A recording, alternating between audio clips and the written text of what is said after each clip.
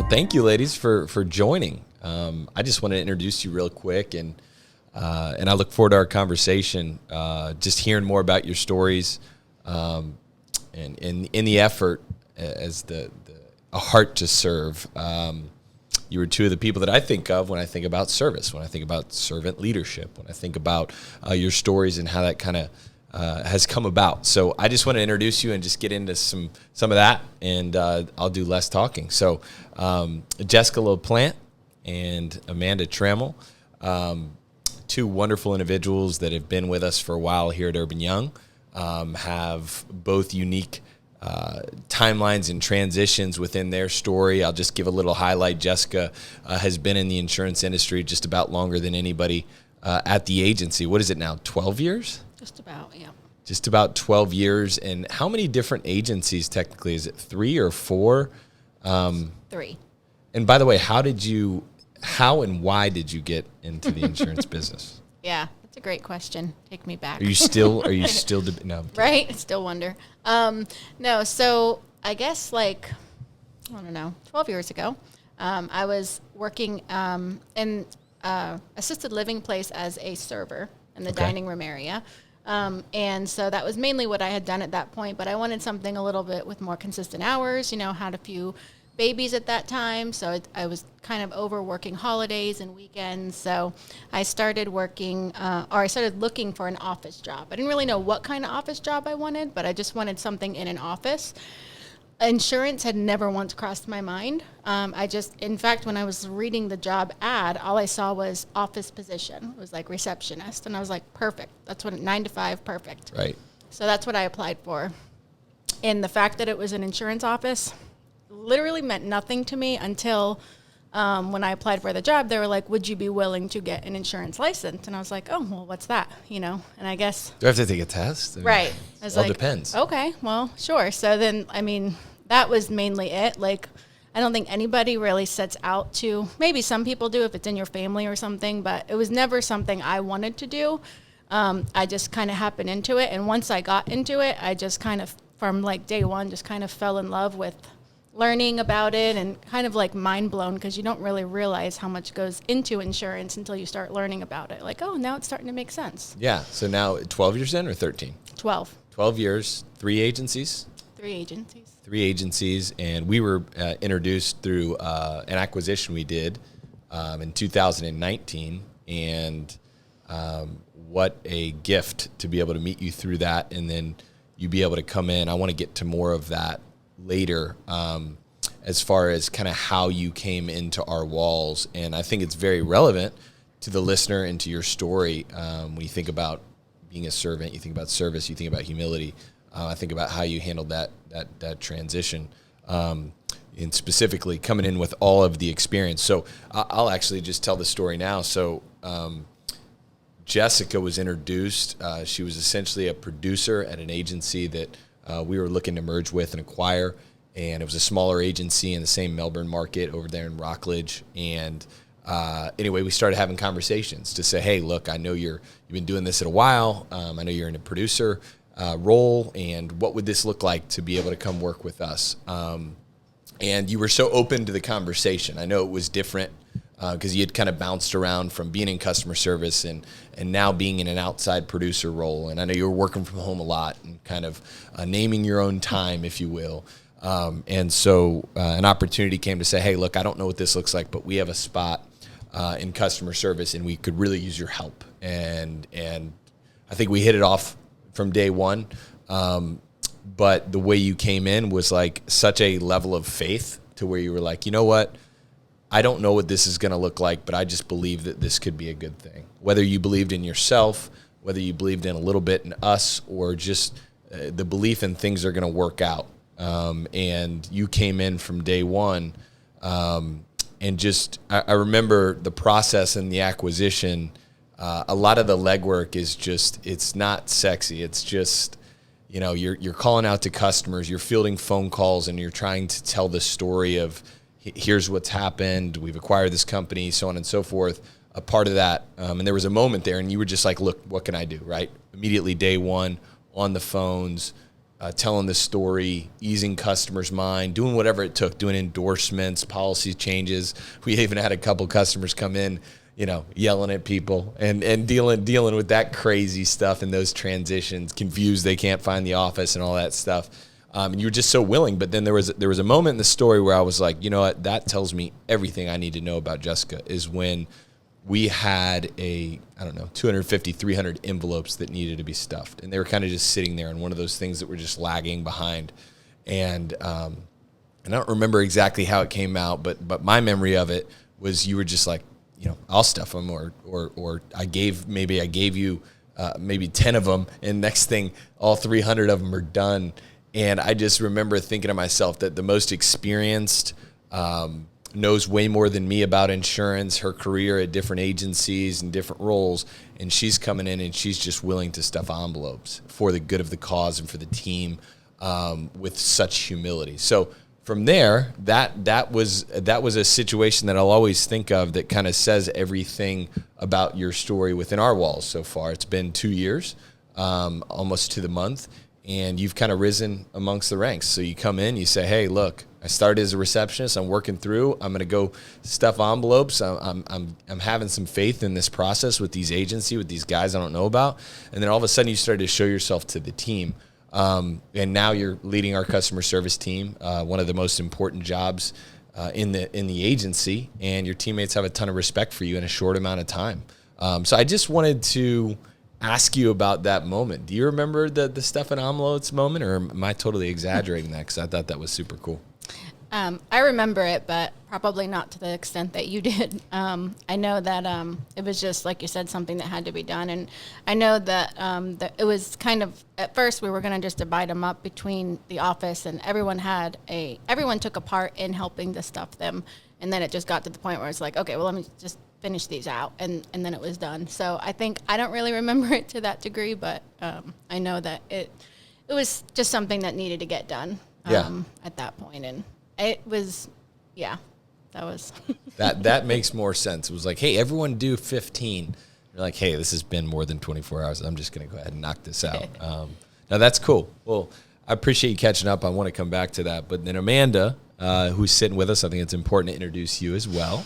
Amanda, we've had a fast, I guess, over 3 years now. And I kind of wanted to hear a little bit about the cliff notes of how you got into the industry. And I think it's actually a little bit similar to Jessica. It is so similar to Jessica. It's funny because the longer or the amount of time that goes on that we get to know each other, it's like, wow, we are so similar. It's kind of crazy. But when I got into the insurance industry, it was the same thing. I had a few babies and was missing the bedtime hours. And, it was really playing a toll on both myself and my son. And so I was looking for a way out of the industry that I was in. And like Jessica, I was applying anywhere and everywhere. I wanted the 9 to 5, and I really didn't care what it was. And happened to start at a receptionist in an insurance agency office, and got the 9 to 5 position, and then just went from there. So it's so funny, in a world of it almost seems like the anti 9 to 5. You were both like, look, sign me up for the 9 to 5. So I guess in theory, both different versions of hospitality. I think you were in hair. Yes. That's so interesting. And then obviously the consistency with just having some babies and missing some, and just feeling like you were probably pulled in a lot of directions, and just to say, a structure would probably do well for me at this phase in my life, which is really cool. So then from there, obviously you get in the receptionist, you move your way up into customer service pretty quick.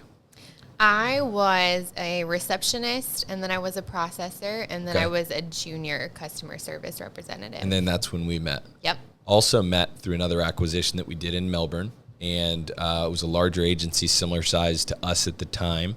And that's a funny story. Amanda was so pregnant when we met, and we actually didn't know. I think we were under the assumption, or we were either told that you had already had the baby. Yes. And obviously, in the acquisition, we're like looking at the list of key employees, and it was all in the effort, like, look, how quickly can we get to know these people, build relationships, make them feel safe and secure, and help make this transition.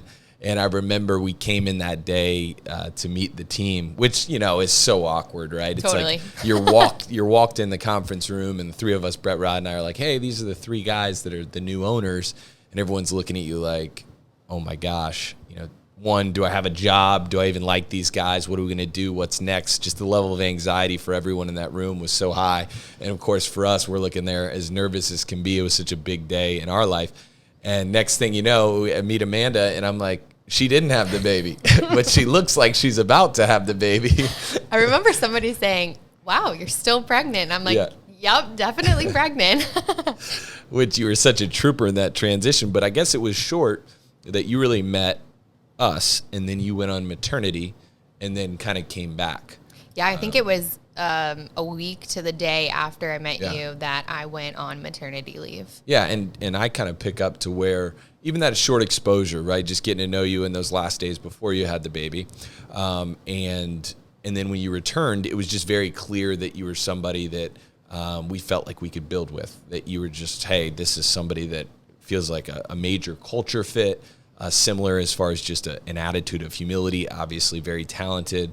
You're one of those people where it's like, I don't think she knows how talented she is. I think she's underselling herself here. And so, quickly moved into not a junior customer service, but a customer service. And then after that, there was an opportunity to lead a customer service team that really wasn't even a team yet, right? It was just kind of in the transition of people coming and going, in flux. All of a sudden, this leader has identified themselves. This is, of course, my mind, but I think in your mind, you're thinking to yourself at the time, like, am I in a position to lead? I mean, walk me through that. When we first had that conversation, what were your first thoughts when that was an idea of like, hey, there's this opportunity to lead our customer service team, some people coming and going, and I'm trying to share the vision with you that is anything but there, right? Because if you looked around in the present moment, it wasn't. What was going through your mind at that moment in your career when that first opportunity to kind of step into a leadership role presented itself? I think when you first offered me the position, I was like, you know what, can I think about it? And I think it was almost a week before I gave you my answer, which I don't even know why at the time it was that long. But I probably didn't sleep much that week. I was like, what did somebody said? I mean, it was a promotion. Come on.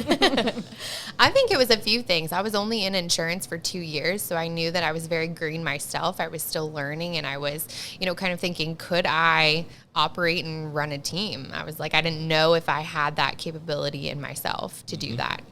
That was part of it, but I think at the time, I hadn't been to Summit and with Urban Young, but I knew a little bit about the culture. I believed what you guys, were explaining to me, or about the culture, about the team, how the philosophy of the company. And I was like, all right, well, I know I'm not going to do this on my own, was a thought.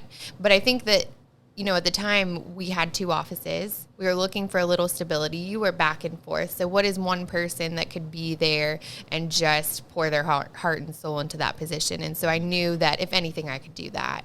And that was kind of what my thought process was. And I was like, I'm going to make mistakes. I may not be great at it, but I'm going to try. Yeah. Wow. That's cool.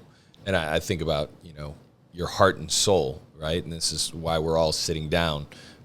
Because that's something I borrow, because that seems to be how you guys have led and continue to lead, is with your heart and your soul. Like, just for example, and just to catch up from that story, you accept that position. I remember we built out the new office. We hired.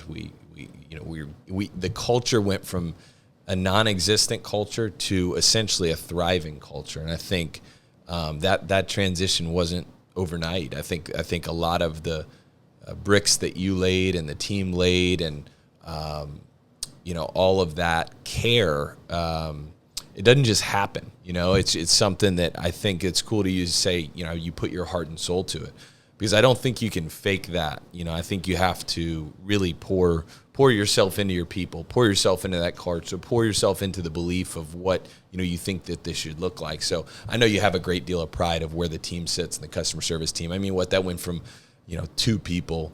I mean, at that moment, I think it's actually a funny story. I mean, we had people quit.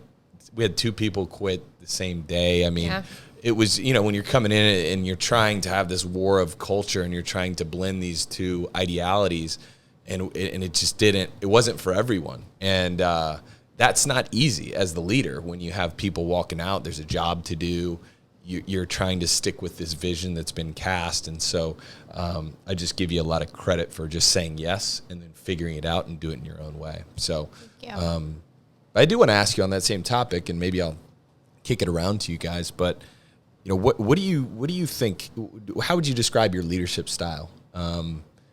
As far as, sometimes I come to Melbourne, it's somebody's birthday, and I'm like, the whole office is dressed up, you guys, there's like, not just balloons, but there's like confetti on their office. There's thoughtful notes, and I just look at that and I'm so aware that sometimes that takes a lot for me to do naturally, right? Like, shoot, when it's my wife's birthday or my best friend, I gotta really muster up the energy to get a card and a flower, right? Because that's just not something that comes natural to me. I have to work at that. But that seems like it sometimes comes natural to you.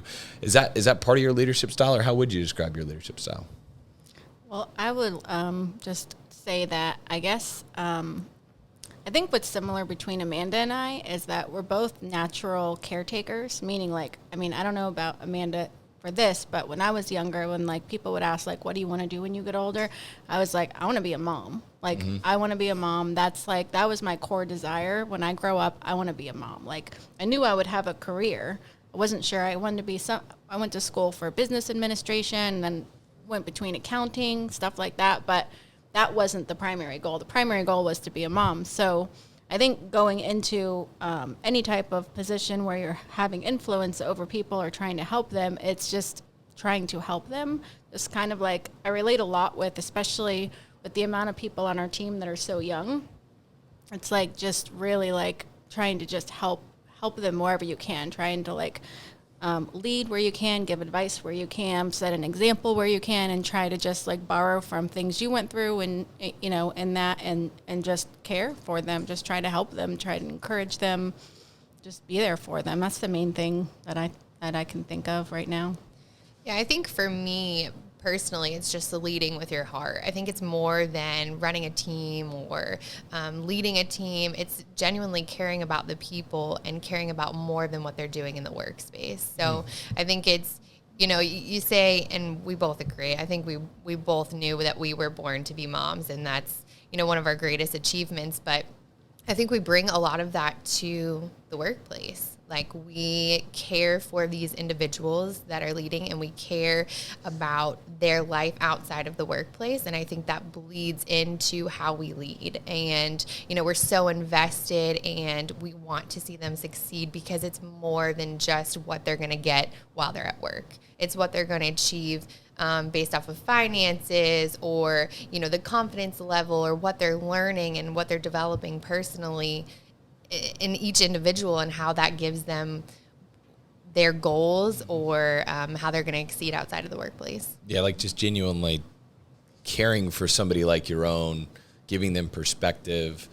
You as somebody that's a little bit more seasoned in the industry, probably being able to shed some light, on hey, this is a great opportunity or whatever it may be. I'm sure that mentorship goes a long way, and I didn't even think about that. So your own story, because you guys both mentioned, being a mom, and which is, gosh, I'm fresh. I have a 1-month-old as we're recording this, and I still think that's the toughest job of all. No kidding. People used to say that growing up. I'm like, it's nice to say about your wife. That's just really nice, But now I'm like, oh no, that's true. That's very, very true. What a tough job, but what a rewarding job, of course. And anyway, so you said you just wanted to, hey, mom was always the primary goal for me.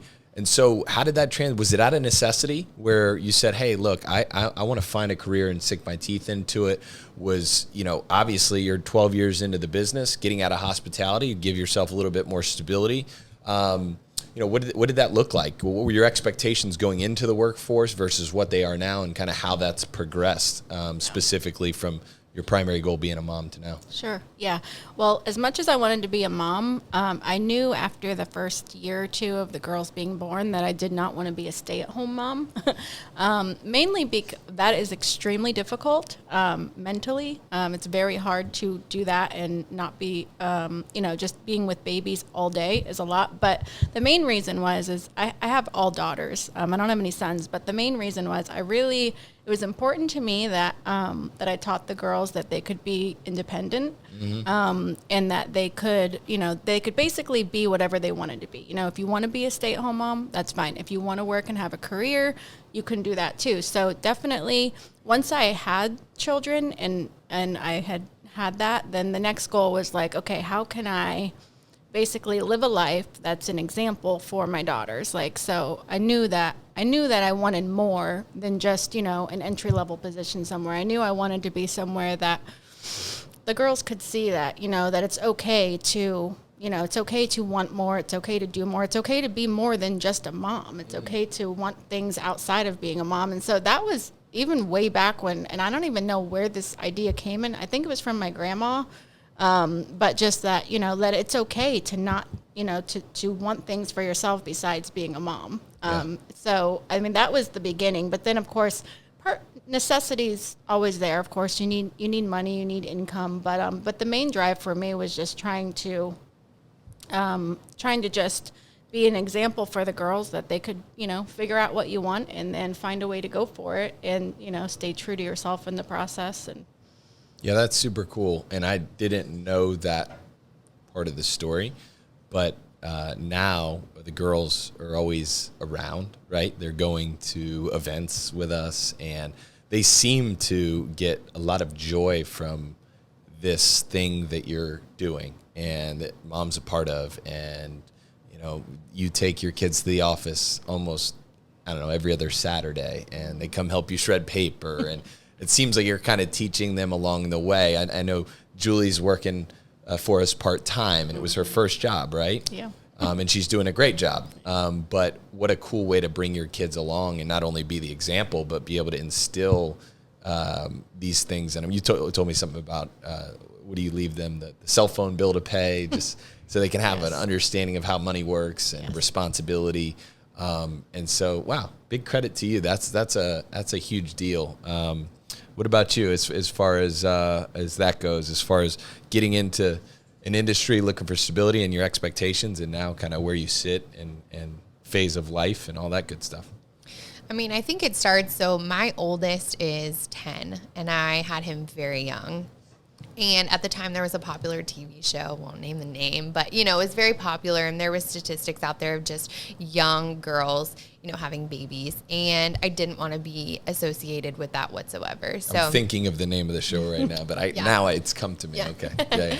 And so I wanted to not be associated with that whatsoever. So it's funny, but it would be like little things. I would never bring my son out when he was a baby without shoes on. I didn't care if he was a month old, but he would be wearing shoes. It was just silly things like that. But at a young age, I wanted to do it all. I didn't want that to be a reason. I couldn't have a career. I couldn't have a job. I couldn't do things. So I just worked really, really hard. I didn't, rely on my parents at the time. I did it all, and I wanted to do that. And that was very important to me. And so just getting into something that was stable for myself and my son was very important. I just wanted something that I knew that we could live off of and live off comfortably. And I've always been a hard worker. So just, when he was born, I think a lot of things changed from there. And as I got older and jumping into the insurance industry, I quickly got a little bit of an insurance nerd in me, but it was something that was stable and something that was exciting and always changing. And so the insurance industry, I feel like, keeps me alive a little bit. It's not a boring position, even though it is, it's an office job, but it's not boring whatsoever. And so, but it's, like Jessica said, she's setting an example for her children. And I feel like, here at Urban Young, we do a lot more than just work, right? We do challenges, we read books, and I think that our kids look at that. And it's not something where we have to say, hey, go read at night. Sure. Or, hey, go exercise. We are giving the example that is what you should be doing. And just by osmosis, that's what they're picking up on. Wow. Yeah, that's true. And it's also interesting, both of your stories, that there's this driver of hey, I want to, do something for me, and inherently I'm going to show my kids that I'm giving them permission to do something for themselves, whatever that means. And then for you to say, hey, I had a child at a young age, and I'm going to do everything in my power to show myself and show whoever that I can do this, and I'm going to take care and be responsible and, not let that hold me back from getting all that thing. I don't even think about that part of your story. I think that's super powerful, and how much that must have driven you at a young age to kind of get through that quote unquote tough time that ended up being such a gift, that's amazing. But I also think about, as we're talking a lot about, being a mom, and we're talking about an office job, and we're talking about stability, I think about, here at Urban Young, like transitioning to where when we started, we're so sales oriented, right? And we continue to be a sales organization, and so much of what you do is sales. And because sales is influence, right? So at the same time, though, when we met, there was no service team, right? We had one person doing service, but really we were all doing service. We were just kind of figuring it out, but we were just so sales heavy in the beginning, and there was really no structure and no service team, and we didn't even have any office hours in reality, right? We all just kind of got here around 9, and we all just left around 6, 7, whatever. And I remember when we first met, some of the team would ask, hey, like what time's lunch? And I'm like, oh my God, never thought about lunch. Of course we eat lunch. It's not like we didn't take breaks, but I didn't think about, hey, we have to set our phones away, and we have to have some consistency in the day to have lunch hours. And, we're just debating all these ways to do it.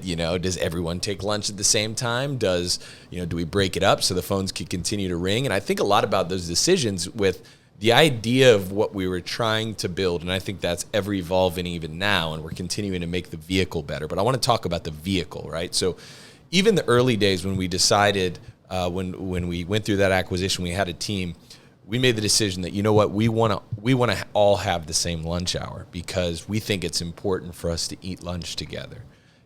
Yes, logistically, some calls are going to go to voicemail. Customers may not like that, and we'll apologize. But, for an hour or 45 minutes, we're going to take lunch together, because that was like the first, to me, the intention of like, hey, how do we want to design this customer service team, right? How do we want to design this office job to where we can make this a fun, cool, fulfilling place? Yes, stability is super important.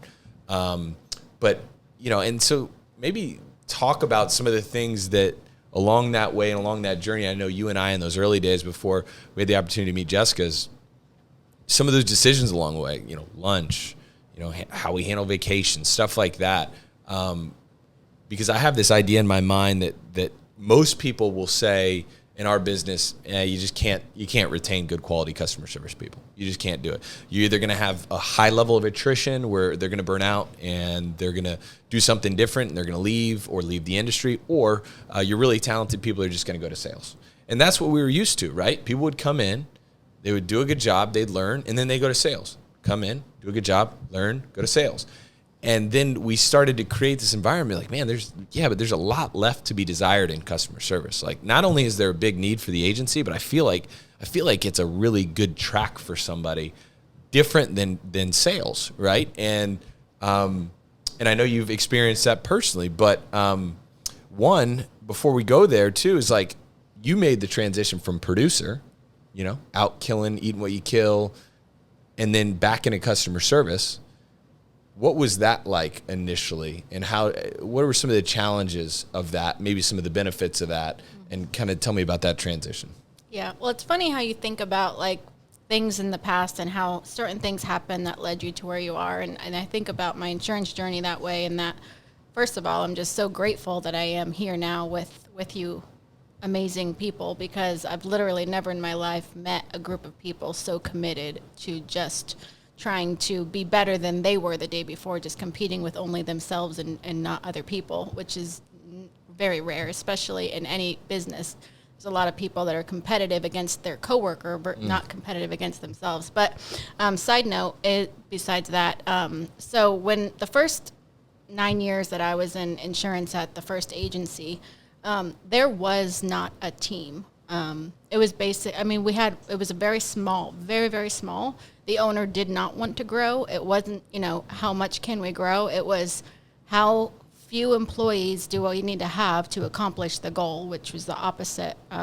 So it was like, if we don't, if we let go of this person, can you take on enough? Can you fill up enough? So it was like over the course of time, it was like basically how much can I do, the pressure was there to like do as much as I could, but without a team. Like the team philosophy was not there, which I never liked. And it was very much self-defeating because it just eventually that's the burnout that you were talking about. Right. Like trying to force somebody to just do more and more and more without expecting to ever grow or have other people or have somebody else to lean on. It was very difficult emotionally. So then going to the other side, the producer side, where, okay, I'm on my own, but I'm supposed to be. That's all I need to do. I just need to, like you said, find it and write it and then move on to the next. I didn't need to service it at all, which was different, but it was fine. I enjoyed that because, like you said, I was working from home at that time, totally different. There was a grieving process for me during that time because I really had my heart set on that first agency. When you think something is your forever and then it suddenly changes. So definitely that time period at home and stuff where I kind of was able to slow down and really kind of figure out what I wanted out of life instead of just doing kind of what I was told. So then when you guys acquired BCA, at first when Pam told me that she sold the business, I was like shocked. I was like, I have to start over again. Like I just went through that. It was really hard. Like what? But at that time, it was like, okay, well, obviously this is happening. I'm not going to be able to change that this is happening. I had already known what was out there as far as insurance agencies because I did so much interviewing with other agencies before I went with Pam. Right. Just because I had no idea what was normal, what people offered. I had no idea what I was like, what my value was. So I'd already done all that research. So when you guys came along, I already had enough knowledge of kind of like what other agencies would offer, what the lifestyle would be with different things. So thankfully, so then I was just like, okay, Pam was like, well, just sit and talk to them and see what you think. So then when we did sit and talk, the first thing that I noticed after I left our first lunch together was something was really different about you guys. And the thing that was different was you guys weren't trying to sell me on who you were or tell me all about yourselves. The first thing you did was ask me about me, which is weird behavior. Normally people don't do that, Normally people are like, well, let's sell you on what we are. It was like, oh, well, tell us about your story. Tell us how you came. And so that was really cool because you guys were really trying to like understand that. And then there was just something about you guys that was so genuine that I was like, just on faith. I didn't really know who you were then, but I had a pretty good idea that there was something very unique about the three of you. And so I was like, okay, well, on faith, I'm just going to go with this. This whole story has led me here. So we're just going to go in and see how it goes. And obviously the coolest thing about when I started at Urban Young was the team. Like, I didn't have to be on my own. I didn't want to be on my own all those years. Like I hated not having other people and just trying to like do more with just myself. That's like just that mentality just doesn't work, Right.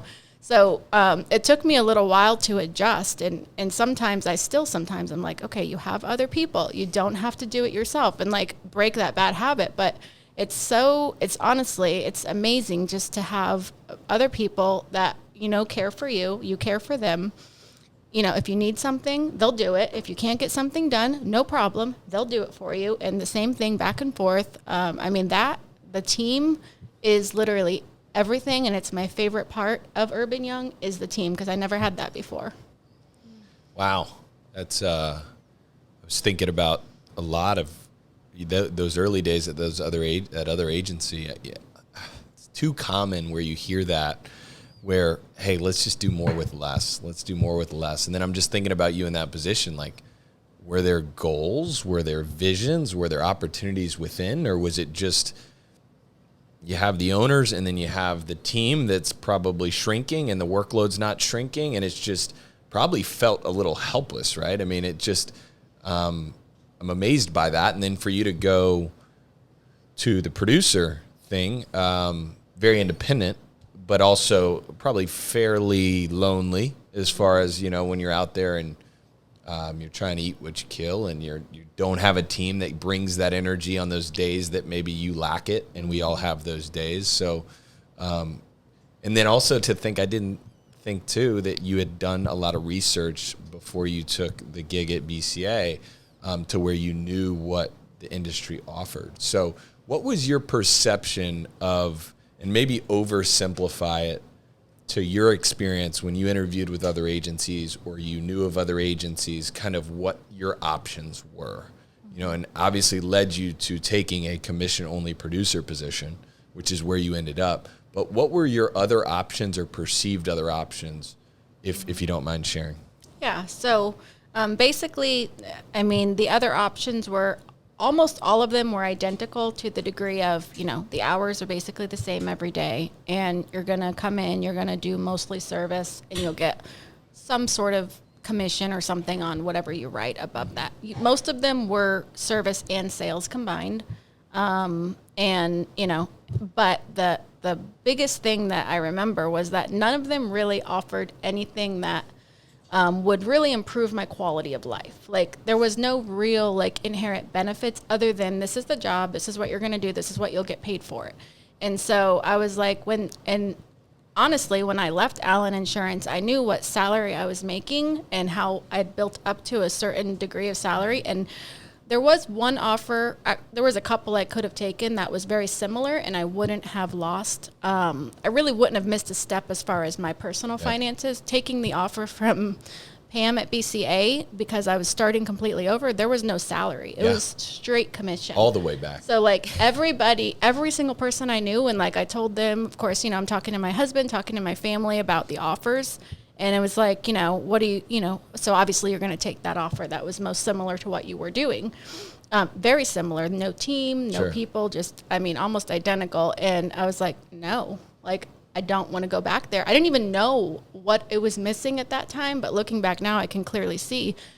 And obviously I rely a lot on faith. And I knew that I was not to do that. I didn't know why yet, but I just knew. And everybody, literally, my family was like, you're crazy. You can't take that other position. And I was like, I'm supposed to take it. I know I'm supposed to take it. And I didn't know why at the time. Obviously I know why now, because that led me here to Urban Young. But that was really hard. that first year made practically no money. I don't even know how we survived that year. Honestly, I still wonder, and I'm still like, why did you do that? But so many blessings came out of it, truly, that was it was truly meant to be. That's crazy how that worked out.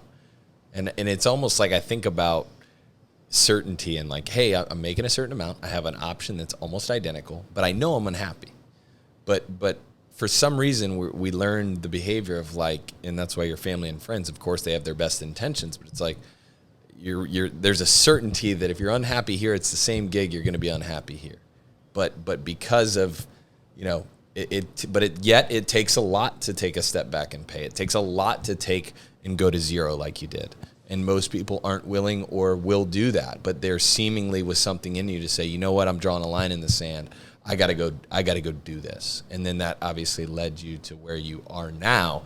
But then also I'm thinking about the experience as a producer and how much you must have learned as far as getting after it. And I'm only getting paid if I close a piece of business, and how that must have taken your service experience into this sales experience and had a greater appreciation probably for service, right? Because you know what it's like on the other side of the coin, that when you go out and you're knocking on doors and you come home and you didn't have anything to write that day, you're not getting paid, right? So that's a unique story. I really borrow a lot from that, and that's really, really cool. That's really cool. What about you? And something else that sticks out as far as the other agencies is the team concept, and that's something that keeps coming up. I know that when our first experience, when we got to know Coverage Pro, why don't you share a little bit about the way that service was done there, as far as compartmentalizing, splitting the alphabet, team members, kind of the way service was done, the way sales were done, and how that worked, and then maybe your vision of us saying, hey, this team concept, what does that look like, and how that's all kind of transpired? Yeah, so the agency was very similar to an agency Jessica had worked with before. And when I look back, I realized that essentially it was done just to survive, right? There was no intentions of really building or having something in place to build the agency. It was basically here's the people that we have in place on the team, or in the office, I should really say. And, here's what you do, and it's just to survive. Just get through the day, right? Just clock in and clock out. And so we had two people on the service team, I guess you could call it, and we split the alphabet in half. So if you were already a customer with us, it was like A through L and M through Z. And any call that came in, if your last name was in whatever category, that's who you went to, right? So you just handled half of the alphabet, and you dealt with any customer service related. If they wanted an auto policy and they already had a home, like you dealt with that too. So you were dealing with a lot. And at the time I just thought, okay, well, this is normal, just survive, just get through the day, just get through the call. Right. And so coming from that type of place, and one thing that I appreciate from where we are now is I feel like it's always open for conversation, right? We're always talking. And even in the early days, we made fast decisions because we needed to at the time, but they've never been set in stone, right? This is what we're going to do right now. If it doesn't work, let's talk about it. And we didn't have that before. It was like, it's this way and no questions asked, just work, collect a paycheck, essentially. And so, coming from those early days and from that type of environment that you were in, and I don't even know if either of you know this, but I was actively looking for another job. I didn't. About 4 or 5 months before Urban Young took over. Oh, wow. Because I was very unhappy. Yeah. It was just, you're coming home and you're bringing that mental toll back into your household, and it was just not a pleasant experience. And so I was actively searching. It was very hard because I needed a certain income for my family. Right.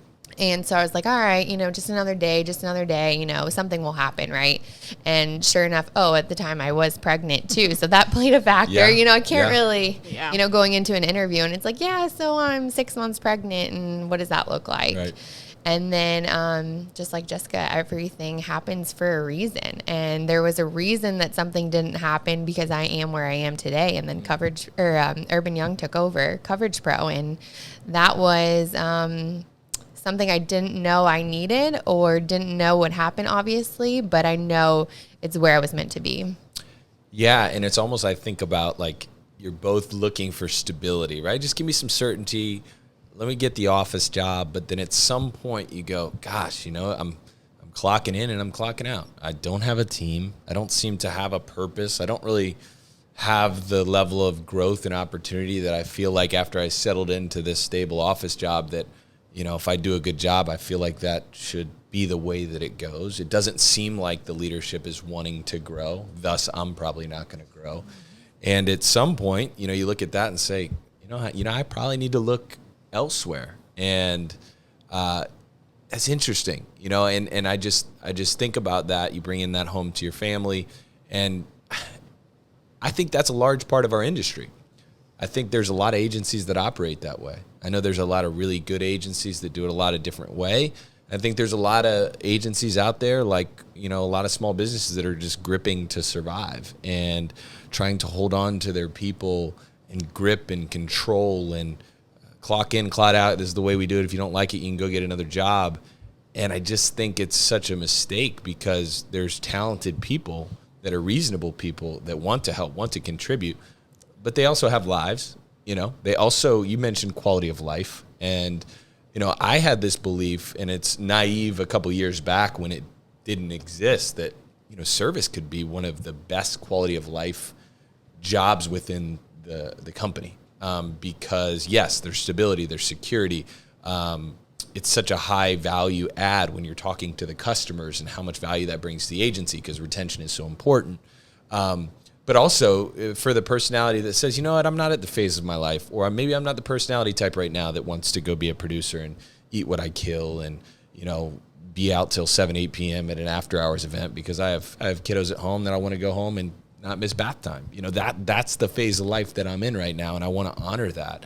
And what's unique is that for my personal life, when we met, I didn't have any kids, right? So it was such a funny deal, right? Like at the time, I worked with all men with no kids, and then all of a sudden, I'm going to an office with all women, and then I have kids, and I'm like, my life's upside down. Everything I know, no. But it was such a gift because I was able to borrow from a perspective that I just at that point in my career didn't have, and to say, you know what, I think that person, I think the Amandas, the Jessicas of the world, that we can hopefully create a vehicle that allows that to exist. That it's not or, you can't just have service, lonely, stable, hourly, clock in, clock out, no team, no fun.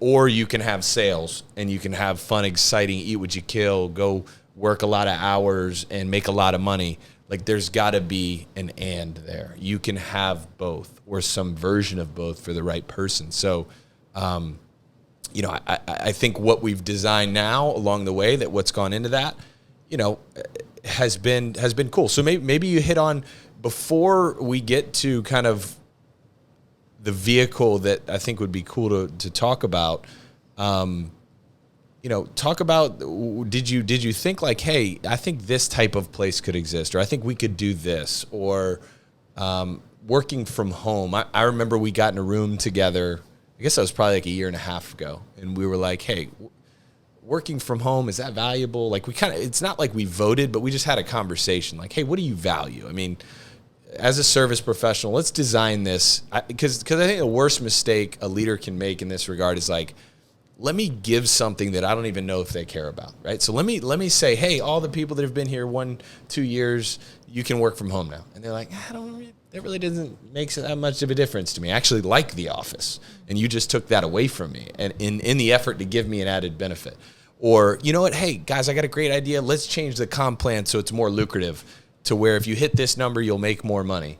And that's all good and well, but you're kind of like, you know what? I kind of like the comp plan. I think it's good where it is. I'm making good money. It's fair. It's stable. I'm in a position where I can name my own income, and I know I have to work for it. So that's not really a benefit I get. So, and then there was an idea of having 410s, right? Instead of, you know, we talk about the hourly job, you know, 9 to 5, 8 to 5, whatever it is, Monday through Friday. Sometimes that can be challenging, specifically for parents. I know for us is, you know, yes, you have vacation time. You can take vacation days. But talk about where 410s came from, and kind of why, instead of 5 8-hour shifts, am I doing my math? Shifts. That's like such a terrible word. Clock in, clock out. Clock in, clock out. This is your shift. It's shift work. We were like, you know, what if we worked 4 days, 10 hours, right? Where'd that come from? Why is that valuable? What have you seen?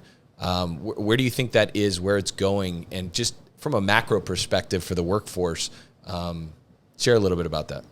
Well, I think you said the word conversation, that we had a conversation. And I think for over the last 3 years, collectively, a lot of people have put in their input in those conversations about what, and we've always used the word attractive. Like, the customer service position is not attractive, and we've made it attractive. And that's been the goal, is to, what is going to make people want to be in this position, not just have to be here as a stepping stone, right? Yes. And so, you know, with those conversations, and I think that's the best thing to take away, is that they've been heard. Those inputs have been heard, and we've transitioned the role, and maybe decisions that we've made years ago haven't stuck, but we've changed them, and we've gotten things out of them, good and bad, right? And so you mentioned 410s. For me personally, you know, it was a rough adjustment, right? Those are long days. They're long days when you have young kids. You know, the nights are long, the days are long. But I was telling Jessica the other day, my oldest is 10, like I mentioned, and I can count on one hand how many times I've been able to pick him up from school. And so since we've made 410s, and granted, he's 10 years old, which to me, it's like, you know, he's growing out of that mama's boy stage, right? But he is so excited when he sees me in the car loop. Wow. And it's like, you know, for me, it's like, okay, it's normal. It's normal for a parent not to be able to be in the pickup line because people have jobs, right? But to see his reaction and be like, you know what? It is important to me to be there, but I acknowledge the fact that I can't. But to him, he doesn't quite understand that. And so when he sees that, or I see that reaction of him where he's so excited that mommy's in the car loop line. And that to me is like, that's why I do what I do. And that's why I make that sacrifice. And that's why we've made that change, so people that have kids can have that fulfilling moment with their children. And so, I mean, that's just one thing that we've changed, obviously, to make it attractive, but it's so important. It's worth everything else. Yeah. Yeah. I mean, I definitely agree 100% with Amanda there. I remember when it was first a conversation, like you said, I remember the conversation, and then it was like, how would it work if we were to do it? How would we do it? Yeah. And I remember Amanda did an amazing job of like writing out basically like all of the things that would happen, what wouldn't happen, because of course with any new thing, it's like, well, we have to make sure that, you know, obviously everyone's still contributing at a high enough level so that the 4 days doesn't seem like you're missing a day. You have to actually, you know, so those 4 days, it's like you have to really put in your time on those 4 days to have the 5th day off. But when we first started, the very first schedule, the funny part about it was, and this is just a credit to how close our team was, nobody really wanted to do it initially. Yeah. Because whoever was gone felt like they were missing out. And I just say that because I think it's funny because most people love to have a day away from work, right? Sure. But it's like, oh, if I take my day off, and what am I going to miss? Like the team's there, I'm going to miss lunchtime, which is very special, you know. But and then it got to the point where after we started it, there was a lot of transitions, and then it was like we just didn't have enough people. Yeah. And so then we couldn't do it for a while. And actually just recently we've been able to actually do it. And that's all because Amanda coming back to service, which is a whole nother conversation. But hopefully we'll be able to touch on that in a minute. But so that just recently being able to actually really like, and I think I personally had to go through the last year of specifically to 410s to see it there, be like, well, it's nice, but we'll miss the office, to really like have not be able to use it because we didn't have enough people, to now be like, it really is a benefit for all the reasons you stated. But like, especially for people with children, yes. I mean, obviously having a day to pick up your kids from school, that's a gift. You don't really get it ever if you're working. So that's awesome. My kids are also equally excited, but also just to have like a day to refresh because, you know, you're married, whatever, you have obligations on the weekend. So like, there's not really a lot of time to really just like rest in this current busy paced life. So I think for me, that's the main thing. It's a day that my husband's not home, my kids are not home, they're at school, and I can just like be still for a moment, which is something that I really, really need, again, that I didn't know I needed. So another thing that just keeps on adding. That's amazing. Yeah, even for the people that don't have kids, it's just, maybe you haven't been to the beach for a while and you want to go to the beach. You know, what that does to your appreciation for life or whatever. And you come back the next day and you're recharged and you do a better job at work and you're more effective. You know, the one thing I think is subtle with 410s or any change that you're looking to do, as an idealist, you say, hey, we'll just do this, right? But then you go, yeah, but we still have to get the outcome, right? We still have to get the job done.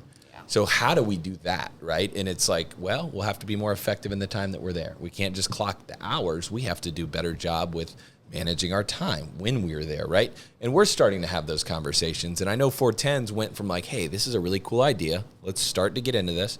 We have some transitions. So out of necessity, we have to come back the other way and say, all of a sudden I found out, you know, like, hey, we haven't done 410s in a while. And then I'm like, that makes sense. And then it got to a point where you and I have discussions. And we're like, you know, we have to do it. It's a non-negotiable that because it's too important. It's too important for the future team members. It's too important for you. It's too important for our current team members that we have to commit to that, and then everything else we'll build around it. We'll figure out the how-tos because that's a staple of creating an attractive vehicle in customer service that will ultimately be able to serve more people. And so I give you credit. Obviously, Amanda's transition back into service from sales was a big part of that. But I think that's such a lesson. And then another thing I go back to, and I want to kick it over to you and just talk a little bit about that, if you will. But also, you mentioned picking your kid up from the car line, right? And I go back to, is it or? You know, do you pick your kid up from the car line or do you have a career, right? And too many people have to choose one or the other. And I think there's power in and. Yes, you can't pick them up every day, but you can pick them up, right? And so being able to have quality of life by just replacing the word or with and. Mm-hmm. And so I think that's super powerful. And you talk about what your kids see. What an example for your kids. What an example for people around you that you can do a lot of things. You don't have to choose one or the other. You don't have to choose between mom and having a career. You know, you can do both. You know, you don't have to choose between doing really well and making more money and having good quality of life and occasionally going to the beach and enjoying that you live on the, you know, like you can do both. Yeah. And so I think service is a great opportunity for that. I think with the team and the people that you have on your team, when you give to the team will give back to you. So you're saying and so you're giving people an opportunity to be who they are or be where their feet are. And I think in return, because you're doing that, they're going to give you more in their position, in their role with the team and the person sitting next to them. So I think, I mean, at least I know personally that's it for me. And so, I mean, I'm grateful. Yeah. Well, and I'll tell you too, when we talk about doing the alphabet A to Z, where it's very individualized, very compartmentalized, you can't do that without a team. The only way you get that level of scale and benefit and quality of life, in my opinion, is if you have a functioning team, that you have people that are willing to say, you know what, I got your back. Go on vacation. We're creating a culture that we want you to use vacation days. We want you to be off on that 410. Yes. But unless you have that understanding and standard and buy-in from your team, it's just a wish. It's a nice have. It's just a benefit when you interview somebody. You're able to say, hey, we got this cool thing. Come work here. And then they get here and they don't want to use their day because their team's not picking up the slack, and they end up coming back. They're more stressed out. No one's monitored their email, you know, all this stuff. So I give you credit for continuing down that journey to figure out how we can continue to improve the vehicle and service. And I want to end with a little bit about sales back to service, and I'll tee it up to you, right? Amanda comes to us. No, you don't come to us. We came to you. And certainly go from receptionist to junior customer service to team lead, to, you know, building a team, and then clearly showing you're talented, you're leading the charge. We're coming to Melbourne, we're building a market. We have a leader in the market, and this sales opportunity comes to light. And my mindset, right? What my conditioning is, hey, you know, sales, that's the natural progression, right? Somebody comes into customer service, they do a great job, they're super talented. It just makes sense, right? And talk a little bit about that transition, ultimately what led you back to service, and maybe what you learned in both positions that really help you move forward that maybe we can borrow from. You know, it's really funny because when you came to me with the position in sales, it had something I'd been asking for 3 years since you guys took over, right? So it wasn't my fault. No. No, I just remember a lot of conversations and, you know, coming to your office and being like, listen, Taylor, what do I have to do? I want this position. I want this position, right? Finally, the opportunity's in front of me. Of course, I say yes. I move into the role. And, you know, at the beginning, it was a lot of, okay, it's unknown. I need to work on the processes. I need to figure out this different position and be comfortable with it. And then once I got to that comfort level of, okay, I know what I'm doing, and go from here and just be better, right? And I was quickly trying to figure out, you know, is it the role? Is it me? What do I want? And I just realized I wasn't being fulfilled in the role. And because my conversations with people were different, I thrive off of a lot of the conversations that I have in a customer service role by just talking to people. And so I was quickly realizing, this isn't for everybody, you know, there's a pain in either position that you have to, you know, solve, right? And so in that sales position, a lot of those conversations were people that are closing on homes, and they were just looking to check off an item on their to-do list, right? They want to close on this home. This is a step that they need to do it, and so they want to get it over as quickly as possible. Sure. So those conversations, as much as I tried, they weren't fulfilling me at the level I wanted them to. And so I started appreciating the customer service role way more than I did before. And I realized that I thrive off of making somebody feel good. And granted, when people call in for the customer service role, they're looking for an item to be checked off their list too, but it's different. You know, you build relationships with these people. Some of these people I've talked to for the last 5 years, you know, and I just am fulfilled by making somebody else feel good. Wow. And it's funny because somebody looks at sales and goes, you know, those are a little bit easier conversations. Somebody's closing on a house. I can help them. Pretty happy, exciting. I just need to walk them through the process.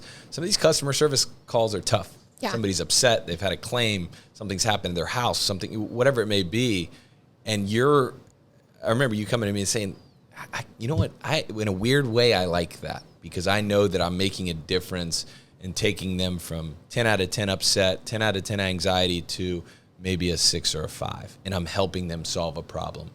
So I think that's a cool way to tie it off today. And I just give you credit for following your heart in that regard and making a decision and transitioning back to a place where you feel like you're in the highest level of contribution. It seems to fit this phase of life that you're in. I think that's something too.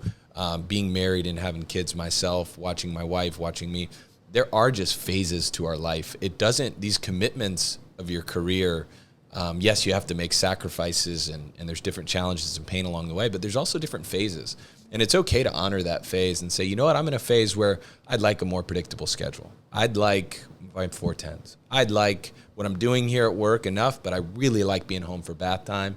And I hope an opportunity exists where I can do both. So I just think you both are incredible examples from your stories, also how you lead as far as servants and the way you care about your team, the way you care about each other, the way you care about this company. You treat this company like it is absolutely your own.